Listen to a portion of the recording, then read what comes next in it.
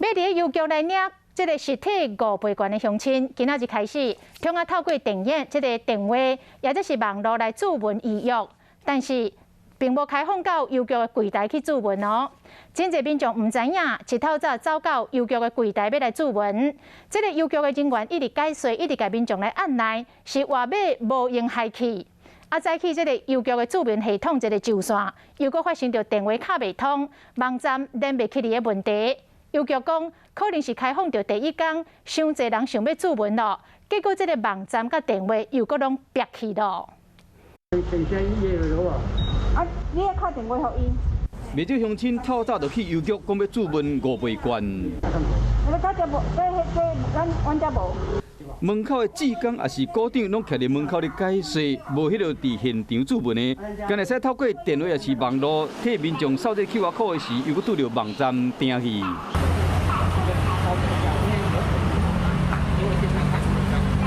宕机了是吧？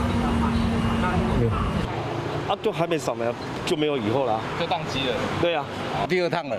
第二趟了。哎，第一趟是怎么样？第一趟来，他跟我讲说要回去，这边没有登记，自己要用打电话或者上网预约。你为什么回去了又再回来？我打电话打不通，是打20几通啊。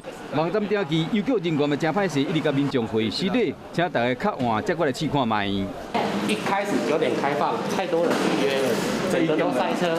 今天呢有开放100线的电话的预约跟网络来预约，我们的民众非常的踊跃，所以我们如果有塞车或打不通的民众我们的预约时间都很长，那我们希望民众可以稍后再行预约。邮局人员讲，咱乡亲若想要去邮局领5倍券，为今日起一直到明年4月初7，拢会使注文。若有成功，上紧的10月12就会使去邮局领。若无想要注文嘛无要紧，因为11月7日以后嘛开放无注文的乡亲直接去邮局领5倍券。